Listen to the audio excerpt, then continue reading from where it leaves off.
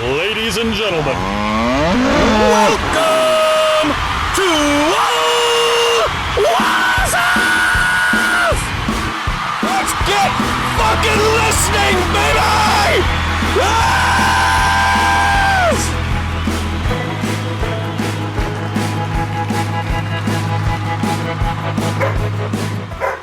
Welcome to Ole Walls House. It's me. It's your man. It's your main man. It's Ole Walls. I'm back with you guys. Episode number 85 coming your way. As you can see, I'm looking quite dapper here today. We're off to Coach Jeffy's. Coach Jeffy Slanovic Davic is getting married here in just a few minutes. Like, we're heading out in about 20, 30 minutes, so I'm squeaking in some extra parts of the pod here. Just want to start off, just want to say thank you to everybody. As always, appreciate you guys so much. So thank you. Thanks to producer Kevy. As always, he keeps this thing rolling. If you could rate, review, comment, subscribe, share, and then we got our sponsor, Liquid IV. As always, if you need 20% off Liquid IV, promo code OWH. It's in my water bottle right now, getting the last minute little hydration before we head off to the wedding. Convenient packaging. I packed a bunch for me as to come to this. Just dump it right into the water. 16 ounces of water. 3 times the electrolytes than regular sports drinks. Twice the hydration than water. All the flavors. 5 essential vitamins: B3, B5, B6, B12, and vitamin C. Non-GMO, non-dairy, non-gluten, non-soy. Premium ingredients, and like I said, 20% off. Click the link in the show notes or go to liquidiv.com, promo code OWH. Go get you some. Fun show here. Some of this was pre-recorded. The big chunk was a pre-recorded segment that I did with MJ. It is week 2 in our trip around the NFL of our 4-part series. We are heading south, doing the NFC and AFC South this week. So won't hold it up anymore. Let's just go dive right into that. And he's back. MJ Johnson back with us. That's 2 J's, ladies and gentlemen. We're back from we just took our quick pause, as I mentioned at the end of the pod last week. We're recording this the same day, so if we're a little out of date, that is why. So this was recorded, a little over a week, a little, like, what is it? Be a week from when we do it, essentially, like a week and 2 days. So if we do have anything that's out of date, don't crucify us. That's why. So. MJ, this week on our tour around the NFL, we're down south, the NFC South and the AFC South. Quite the difference in these two divisions compared to the two divisions we talked about last week. Let's start in the NFC South. We got new QBs for everybody. Oprah's been to town. You get a QB, you get a QB. Everybody gets a QB. What do we think? Who are we looking to win this division? Who's contending with them? Is there gonna be a big disappointment? Highest win total over under I saw was Saints at 9.5. Yep, which I thought was a little high. Then Falcons 8.5, Bucks 6.5, Panthers 7.5. Your thoughts on the division at large? Man, this is like you said, it's a kind of a dumpster fire when it comes to like figuring this division out. But my big thing overall, like kind of feel for this is I'm going to go with the guys that I know. And I know Derek Carr. I know Alvin Kamara. I know some of those older defensive guys, and I'm going with the Saints to win this division, kind of running away. And that's more about I think they win 6 games in the division. I don't really see any of these teams really giving them – If they win less than 4 games in the division, I would be very surprised. Yeah. You're going against 3 rookie quarterbacks. Or no, I'm sorry, not 3, but kind of 2. You're going against Bryce Young, a true like rookie quarterback. Mm-hmm. Desmond Ridder, which basically should just be a rookie quarterback. Mm-hmm. And then Baker Mayfield, which I think is probably more of a backup quarterback than an actual starter. And I think we'll kind of just find that out this year, and that's what he'll be for the rest of his career. But that's kind of how I see it. So Derek Carr is a top 13 to 15 quarterback. I was going to say he's league. easily in the top half of QBs in the league. So to me, they're far and away the best in this division for me, and it blows my mind that they're not at worse odds. They're plus 130 to win the division. So I mean, I'd like that bet. Yeah. So I think that's where I go from there. Even with the Kamara suspension, I think there's going to be a couple games. I think. 4. Yeah. Is it 4 now? I think it's 4 games. I was so excited for Alvin Kamara. As of August 4th, 3 games. Okay. I was so excited for Alvin Kamara because his last couple years without Drew Brees, he lost from the fantasy element. I have him as a keeper in one league he's getting progressively more expensive on me now. But his receptions have dropped a large amount. In his first 4 years, he had 81 receptions 3 times, 83 receptions once. The 2 years post Brees are 47 and 57. Brees really loved that dump off to him. Yeah. And I'm hoping that comes back a little bit more with Derek Carr. But yeah, that suspension is kind of a killjoy in that. Yeah. But I'm with you. You look at the Saints, they've also got Chris Olave, who had a nice year last year, 1,000-yard season. Cam Jordan, DeMario Davis on defense, like they're decent. And like you say, the devil versus the devil you don't know. And like you said, two rookies essentially. And someone, I don't know if he's going to be a backup right away, but I think Baker's like the guy who bounces around from team to team, who's kind of in between quarterbacks. And, he's a starter for a year or two, but, not much different than a backup essentially. Yeah, and like you said, and I'm a little heavy on the Saints when I looked at their schedule. It's not overpowered, and I think with some of these, they don't play any good quarterbacks. If you look at their schedule, I think I mentioned that last week. But if you look at who they play, like they don't play the top quarterbacks in the league, like at all. No, and so to me, it's like, yep, you're going to lose a few of those, but when you have the better quarterback and probably a roster that's at least average to above average. To me, I'm big on Chris Olave. I'm big on their running backs. I love, like, Alvin Kamara is going to be there. Jamal Williams, I think, is their backup. That Kendre Miller from TCU that they drafted in the 3rd round is a stud. Like, they're going to be really, really good, I think, just based on pure who they're playing this year. Like, this might be a 7 or 8 win team, but because they playing, I have them. This is heavy, but I got them at 11-6. Wow. Yeah, I would be on them, but maybe not that much. But yeah, going back to the quarterback thing. So they play their division. That's going to be Ritter, Baker, and C.J. Stroud. Bryce Young, not C.J. Stroud. Yep. They do play the Jags, so they have to play Trevor Lawrence. Outside of that, maybe the next best quarterback, well, not maybe, probably is going to be Daniel Jones and Matt Stafford at the end of the year. Yeah. They play Lawrence in week 1, and then probably the next 2 best quarterbacks they play December 17th and 21st. And who even knows about Matt Stafford? Like, that may not even be a thing. So there are some wins out there, like you said, strictly because of the schedule. They do play the Vikings as well, so they play Kirk Cousins. But, like, those are the best quarterbacks they play. Those, maybe you could throw Lawrence as a top 10 quarterback. Maybe Stafford is if he gets back. But, they're not playing the majority of that top 10 in, like, the quarterback department. Yeah, this is one of, like, it's a tough division to figure out. And I think it'll be a lot of fun. But I just don't see a team as good as the Saints in this division. And maybe they don't win 11 games like I think they might. But, man, 9 or 10, and that has to win this division, right? I think if you get to 10, you're winning this division without a doubt. I think 9 probably does it. Yeah. The other team I'm interested in, the Bucs don't really do much for me. It's like, is Baker going to do anything? One of the big things there, Mike Evans has had 9 straight 1,000-yard seasons. He would be the first person to ever do 10 in a row to start their career. And only Jerry Rice has done more than 9 seasons. He did 11. That's a stupid stat.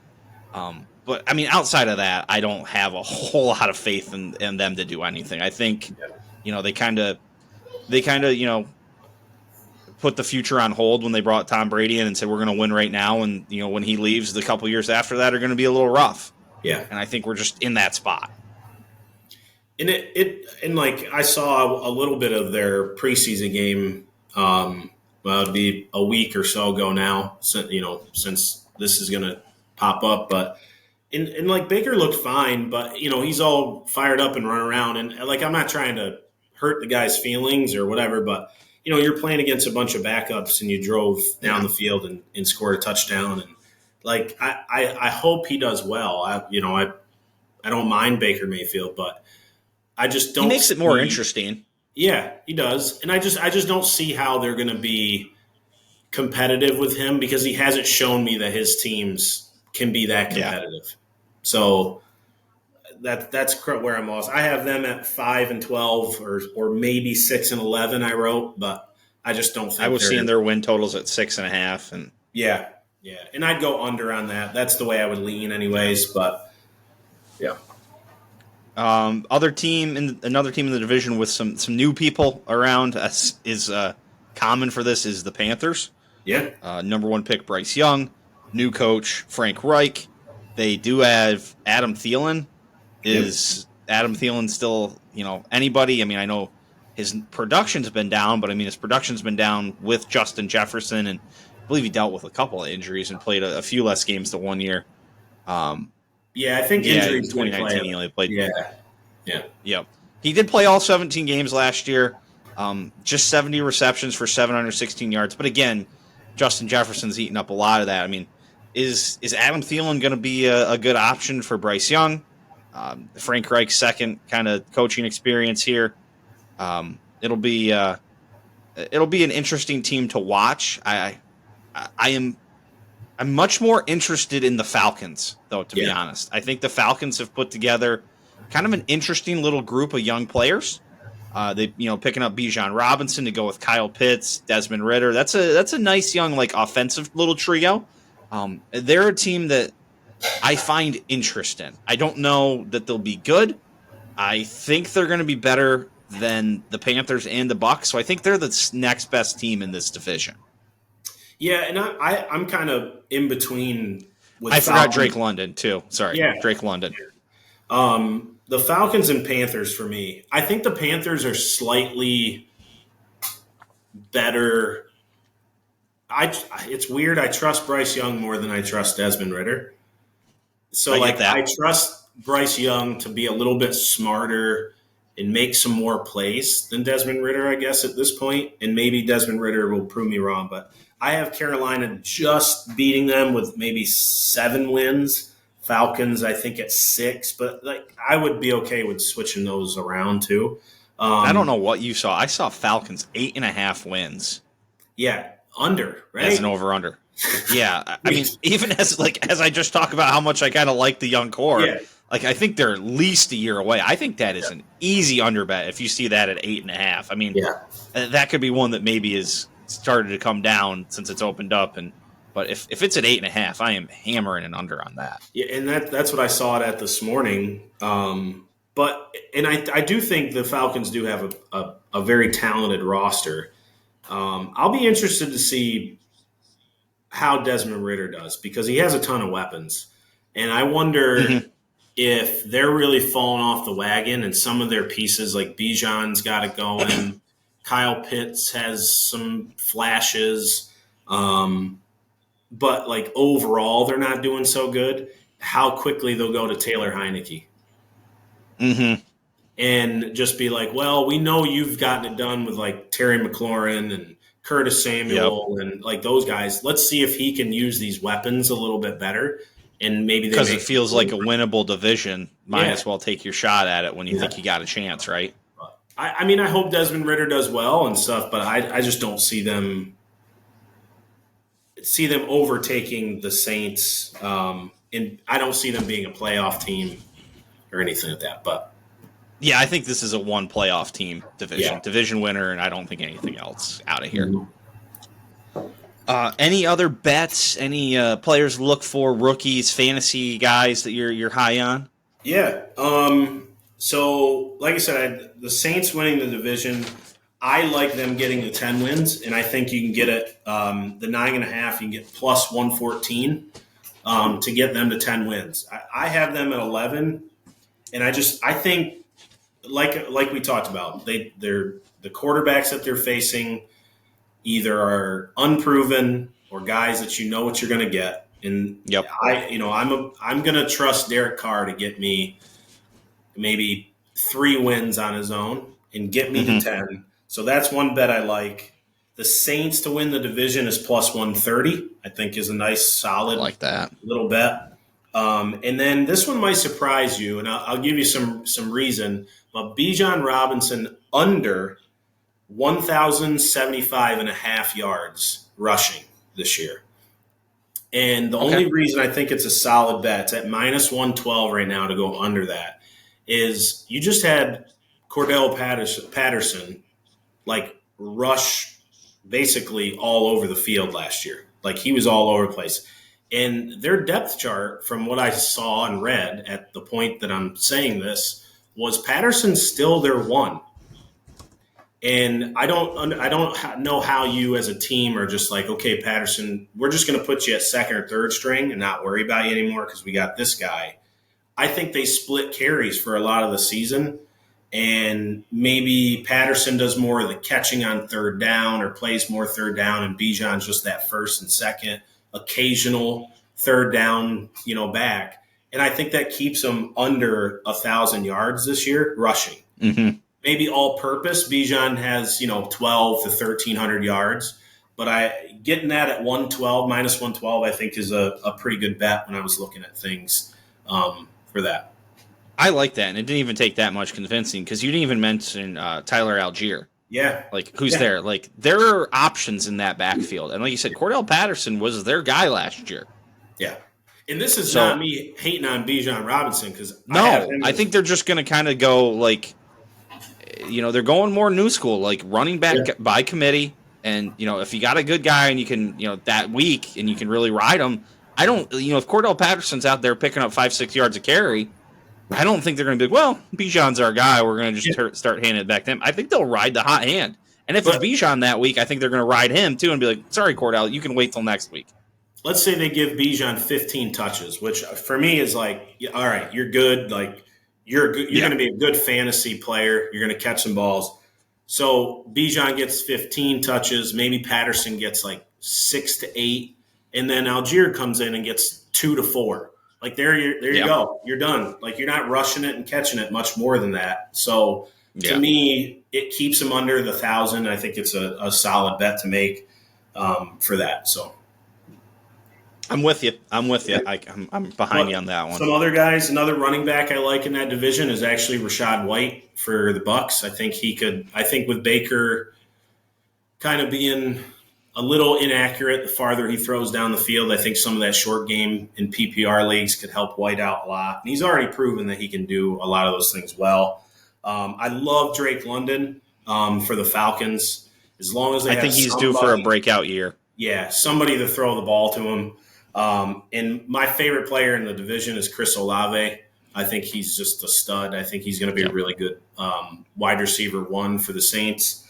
And I think having Derek Carr is going to be hugely beneficial to him.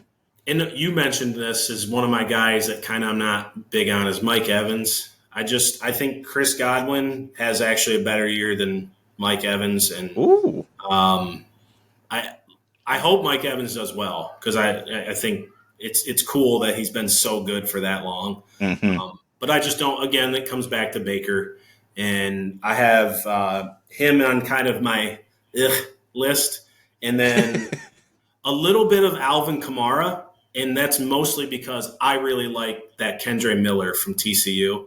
And I think as the year goes on, it's going to be almost like that Travis Etienne, other guys that like later in the year, all of a sudden it was like, hey, now they're giving this young guy 12 to 15 touches. And it'll be interesting because Kamara's going to be out and they're going to develop some, if the guy plays well, they're going to develop some kind of like comfortability with him. Yep. Kind of a little pattern. And if they have a good first 3 weeks and Kamara comes back and doesn't, immediately become, the Alvin Kamara of old, like there's a spot there for him to kind of get knocked down a peg or two. And another sneaky wide receiver, I think that could do some good things, is the Jonathan Mingo from Ole Miss, the rookie wide receiver for Carolina. And to me, it's just like a dummied down version of like DK Metcalf a little bit. Like, I don't think he'll be great, but I think it's somebody to kind of keep an eye on. Just one less ab. Yeah, mid-season, like waiver wire type of deal. Yep. All right. And then the other competitor for worst division in football over in the AFC South, I think this one, they mirror each other, and there's a team that's, going to be the favorite in the league, but obviously the Jags, much more so the favorite in the AFC South based on their second half of last year. And, can they carry it over? They add Calvin Ridley, who's coming off a suspension. Trevor Lawrence is going into year 3. Is this where he took a big leap last year, but this is where, does he take his big leap this year and become kind of that franchise quarterback, top 10, top 5 quarterback that people kind of think he can be? Or is there a little regression there? I'm heavy on the Jags because I think this is another team that goes 6-0 in their division, and that means for the next 11 games, their over-under is 10.5 wins. That's 5 wins out of the next 6 games. Next 11 games, so 5 and 6 outside the division. Because I think they win 5 or 6 games in this division. Yeah. What do you got? I 100% agree. And just so you know, if this is something that your listeners want to get on early, or even you personally, this morning the Jags were 9.5 over/under win total. So if you want to jump on that early, that's one of my bets that I really like in this division. If it's 9.5, because I saw 10.5. If it's 9.5, get all over that. Yeah, just nuke it, man. Just keep throwing money on it, and I think it's pretty easy. And if you don't like that, the Jags division winner is -155. It's not great, but that seems pretty good. Barring Lawrence goes down with injury, I think 9 wins this division too, and I think they get to 9 wins pretty easy. So, their pieces are really good, man. Travis Etienne, which just kind of looking forward to the fantasy stuff. I don't necessarily love him. I think he's kind of like that first, second down back, and I think they're going to run some other guys in there. I really like that Tank Bigsby from Auburn that they drafted. I think he's going to get some looks. So I'm a little nervous with him fantasy-wise, but just in the football aspect, like Travis Etienne, Tank Bigsby, like – you got Calvin Ridley, who I think is going to be incredible for them. I think somebody to go with Christian Kirk. That's what I was just going to say. Good year. Somebody who doesn't get enough credit. Christian Kirk's going to be really good this year. They still have Zay Jones. They still have Evan Ingram, who did a lot of really good things for Jacksonville last year. I really think they shored up a little bit of offensive line stuff. They drafted the right tackle out of Oklahoma. I believe his name is Anton Robinson or something. I think Robinson was his last name. But shore up your right tackle. I just think they're going to kind of be off to the races a little bit. And I don't know much about their defense, but it was good enough last year to be super competitive in a lot of games. And I just don't see how they lose a game. I have them winning 12 games. But I'm super high on Trevor Lawrence this year. Like, he's my guy. I think if he improves at all, I think 12 games is very much a possibility for them. Especially, like, what's the next best team is probably the Titans, right? And that's who I have, yeah. I know they just added Hopkins, but they still feel like a team in limbo to me. Yeah. Like, it's kind of like one of those things, like, we're going to hang with Tannehill, and we've got Derrick Henry, who's been a running back that we have just been feeding the ball to for, God, how many years in a row now? Like, that, if you just look at the history of NFL running backs lately, like, that's not great. Like, his downfall is right here. Like, we're just the cliffs. We're just barreling towards it. The cliff's out there somewhere. I just don't know what to think about them. Like, are they trying to win now? Like, they've kind of been overachievers. Yeah. I'm just very confused about them, and I'm not so sure that DeAndre Hopkins is, still the DeAndre Hopkins of old either. I mean, he's in year 10 as well. Hasn't played a full season since 2020. Yeah. The cool thing, I don't know if it's cool or maybe that's not the right word, but for Tennessee, like, they're going to be well coached. They're going to play really hard, and they're going to run it down your throat. And I know, like, you're talking about like the Derrick Henry, but he really hasn't proved to us that he can't handle it either. Yeah. So there's not a lot of regression there. And for fantasy aspects, he's even starting to catch more balls. Yes. So, like, it's one of those things where it's like, I'm a big Derrick Henry fan. Like, if I have a chance to draft him at some point, like, I'm all in on Derrick Henry, because until he shows me that he can't handle that workload, I'm going to keep riding it a little bit. So I have them winning 8 games. I could see them around 7. I think they might get off to a slower start just because of their schedule. But, I think Tannehill's good enough. I think with Hopkins, I think it's a good piece as long as he stays healthy. And a lot of people forget that Treylon Burks was there last year, who's really starting to make good strides. And then the tight end, I'm not going to say his name, Ollie. I don't know. That was Trust like me. one. Trust me, man. I get that. Quick Henry note. 2021, he only played 8 games, but bounced right back last year. 16 games, 349 carries. And to your point on the receiving, his best receiving year ever, 33 catches, which was his best since 2020 when he had 19. And 398 yards, which was better than his next best in any other year, which was 19 as well, 206. Yeah. No touchdowns, but like that's way better production coming out of the backfield receiving. So if he can add that dimension too, like for fantasy, that's next level. Yeah. Did fumble it a lot more last year. 6 fumbles, and he lost 3 of them. That most since 2019 when he had 5 and lost 3. So just one thing to make note of that can kind of be just funky. Yep. Let's talk Colts while we're talking kind of weird teams. Yeah. Seems like there's a lot of weird stuff going on there. Jonathan Taylor wants out. The owner comes out and says we're not trading him. Anthony Richardson, is he going to start? If not, your other quarterbacks you're looking at are Gardner Minshew or Sam Ehlinger. Just another team that's like, I just don't know where they're at in their process. It seems like they're kind of trying to start in a rebuild. And, is Anthony Richardson going to go early in the season, or are they going to let somebody else and maybe bring him later? So I just don't know what to think with them. Their win total is 6.5, I saw, which would be a 2.5, 3 game improvement from the 4 they had last year. I don't see that. I would fall on the under of that number. Yeah, I'm on board with everything you just said, and like signs are pointing to Richardson being the guy week 1, which is weird to me. It just doesn't. Yeah, me too. Sense. But if they want to go with him,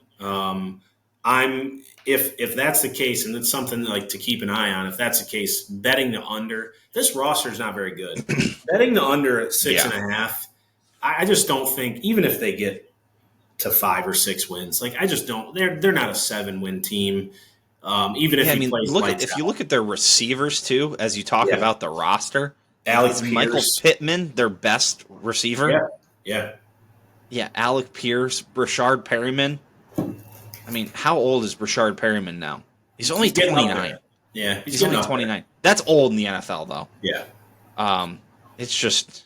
And you don't have Jonathan Taylor, like, to even, like, hope. Like, you can at least. Yeah, I saw they were going to put him on the non-football injury list thing. So it's ugly, and I think they're the worst team in the division. I think they repeat with 4 wins. I think they're 4. You think they're worse than the Texans even? I do. Yeah. And the Texans, get to 4. Texans are in obviously full rebuild mode. Yeah, I can't speak. D'Amico Ryan's new coach, fourth straight different coach they've had on week one of the year for the Texans. 4 straight years now. CJ Stroud, and then they got Will Anderson. Then when they went back-to-back picks there at 2 and 3. So I think this year I don't think there's much intrigue in the Texans. I think it's kind of just a wait and see what you got in CJ Stroud. Are they planning on starting CJ Stroud? I think that's what I've kind of been seeing there as well, is they're going to kind of roll with him. So in my kind of argument for having the Texans, I only have them winning 5 games, but to me it's like CJ Stroud. I believe in him a little bit, and I think the defense is going to be okay, and I just like their skill positions to like win them a game or two. Like I like Nico Collins, Robert Woods is okay. I'm a big Tank Dell fan. He's a wide receiver from, I think, Houston that they drafted. I wanted the Cowboys to maybe pick him up like late. Dalton Schultz is there. And I like, Damian Pierce at running back with Devin Singletary backing him up, I think are 2 like pretty good pieces to help out. And I just think roster-wise, it's probably a 4 or 5 win team. Again, I still got Tunsil though. Gas masks all around for the team. Yeah. Team bonding. Just get the bubbly out. Just get it out. But that's another one of those under bets. It's at 6.5. I think it's another one that you can bet the under for the Texans 6.5 wins and make some money, I think, on that. Yeah, I saw 5.5, and I think I still like the under. Yeah. Any players to look for, fantasy or otherwise? Yeah. To really make an impact this year, or any other bets you think you like for the division?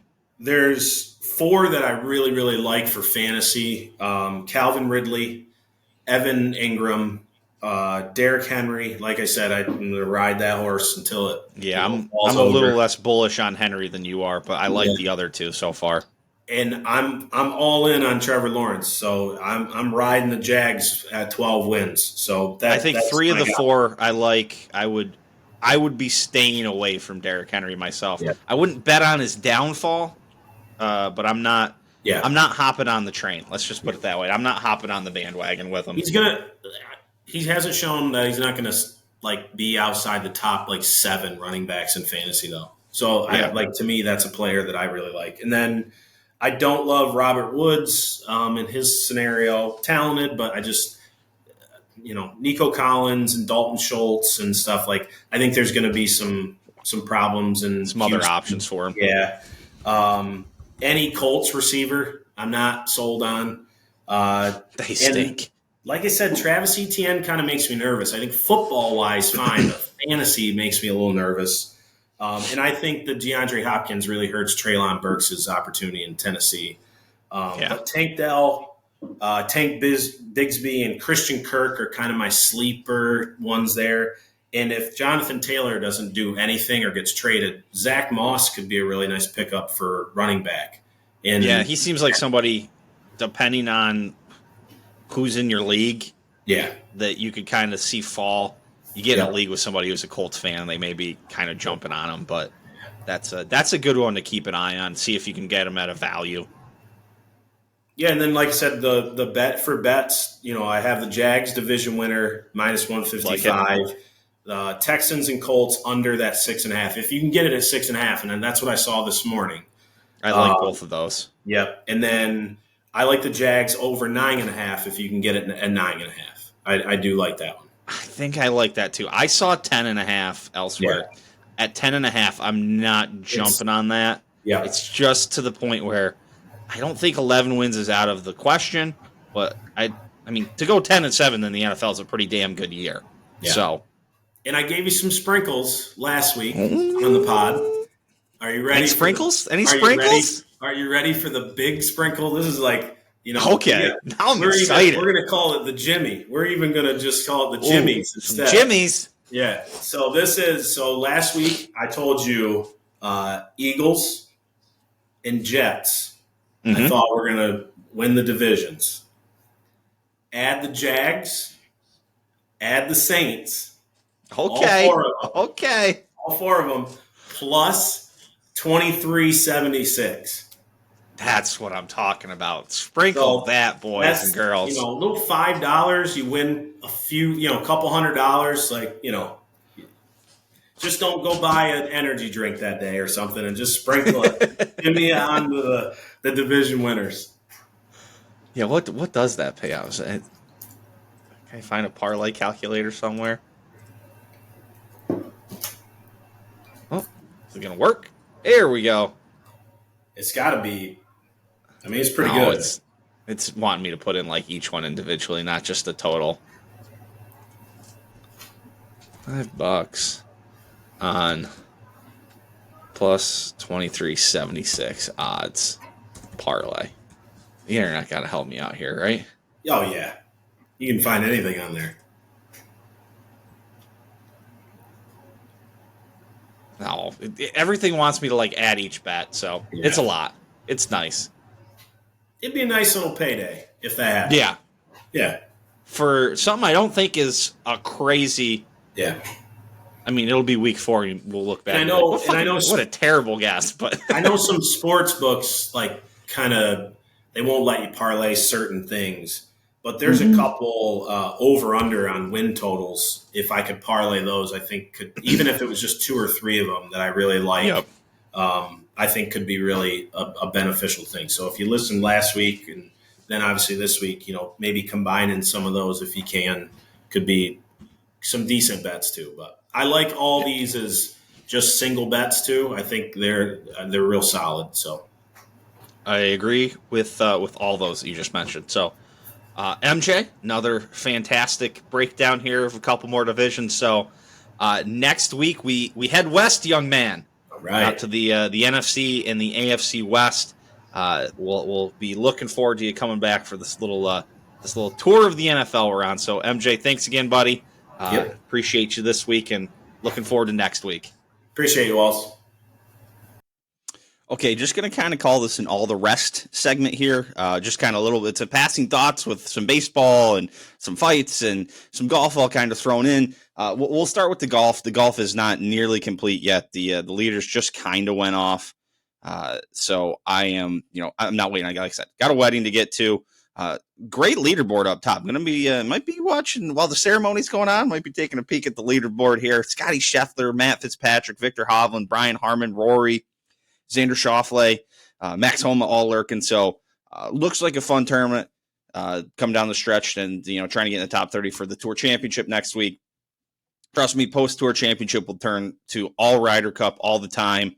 I'm hoping to do live shows every day of the Ryder Cup. So look out for that. At least Saturday, Sunday. I don't know if Friday will work with my work schedule. So keep an eye on that. Fun golf tournament coming. Over in baseball, Guardians, just blah. It's reached the point where I don't think there's a run in them to try and make the playoffs. Split with the Reds and have dropped 2 to the Tigers. Lost on Friday and then split the games yesterday. They split the games Friday when they had a doubleheader and then lost yesterday. They're currently down 2 in the bottom of the third already, so not looking promising right off the start. Other sports-wise, caught the main event of UFC last night. Sugar Sean O'Malley with just an absolutely picture perfect right hand to Aljamain Sterling on his way in. He could not have placed that thing much better. That was chef's kiss good. So just absolutely perfect. Just kind of tossed around some other things. The song Get Low came on in the car for me the other day. That song is 5 minutes long. 5 minutes. We decided we needed to just keep going with Get Low. I thought that thing was like 3 minutes. Nope. That is a 5 minute long song. So just keep that in mind. What else? We've the roommate and I have watched the first couple Harry Potter movies.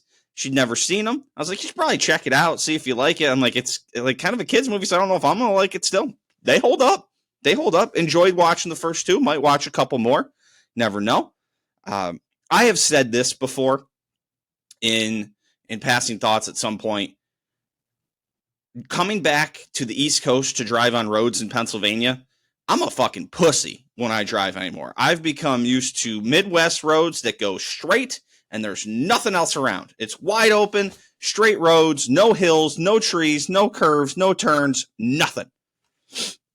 That's not how it is in Pennsylvania. I mean, you go across the Pennsylvania Turnpike and you're coming through tunnels, over mountains, hard turns left and right while going like the speed limit's still 77 and people are just blowing by you. I used to be able to drive like that, I think. I could handle it back in the day, but now that I moved out west, I became soft, man. Been driving straight roads way too long. Way too long. Had some time to kill yesterday. We stopped by Chocolate World at Hershey Park. Took a quick tour, got some goodies, got some of the special flavors of chocolate bars and all those things. So looking forward to those as the road trips keep coming for me. Some nice snacks to take a snack on. Saw this loser on Twitter. His name is Chris Jackson. He is just a total Joe Biden bootlicker. He was like talking about how great it was that he negotiated a peace with Japan and like South Korea. It's like, if you're going to be a bootlicker for any politician, like you're a loser. Like, don't just God, you're a loser. I can't stand people who are like, oh, Biden's the greatest, Trump's the greatest. Like, just don't be losers. Like, if he's your guy for now, like, I get it. You got to pick one or the other, right? But like, don't just fucking go hook, line, and sinker for him and just be dorks. What else? Oh, these things have been popping up, and it always seems to involve Andrew Tate. So, and this one is incredible. Dinner with Cristiano Ronaldo or dinner with Andrew Tate. The third option is $5 million cash. The answer is the cash. You don't think about it. You don't ask any more questions. You say, give me the fucking money. Straight cash, homie. I don't care how interesting they are. Take the fucking money. I saw one that was like 10 million. It was like somebody else, Andrew Tate, or 10 million. $10 million. That is life-changing fucking money. Don't be a fucking idiot. And then one of the accounts was like, there's not a price tag on what Andrew Tate could. There is a price tag, and it's not that fucking high. Let me tell you. Like, honestly, if someone was like, you can have dinner with Andrew Tate or like $200, give me the fucking $200, please. Like, don't be dorks. Don't be fucking losers. Oh, you know what's not for losers? Primanti Brothers. Got a Primanti Brothers sandwich. That was fantastic. I hadn't had one of those in years. They hold up. Sheetz holds up. And this is also a way for me to tell you that McDonald's is dicks because they got rid of their snack wraps, but Sheetz still has snack wraps, and those things still fuck. Sheetz is awesome. Awesome. Middleworth chips as well. I got the bag laying around here somewhere. I don't know where I put it. But those things are fantastic. Ryder Cup jerseys, uniforms came out. Let me see if I can pull this up here. They're boring, as always. We've had the same Ryder Cup uniforms for like the last 10 years. But there was a sweater that they're going with. Let me find it.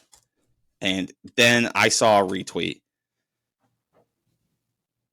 Come on, show it. I can't find it on the internet. Here we go. Let's make this bigger. I just make it bigger. Am I just going to have to zoom in? Yeah, we're just going to zoom in. Ooh, too far. Okay, bear with me, people. Bear with me. All right. Let's share that. Share that to the screen. We can do this. We're adults. Okay, so here we go. We're showing you the Ryder Cup sweater. And the best is I saw a picture of Roger Dorn from Major League, and he's wearing the same sweater from a movie made in the 90s. And it's absolutely incredible. Absolutely incredible. It's the same sweater. It's like when you do the Spider-Man meme.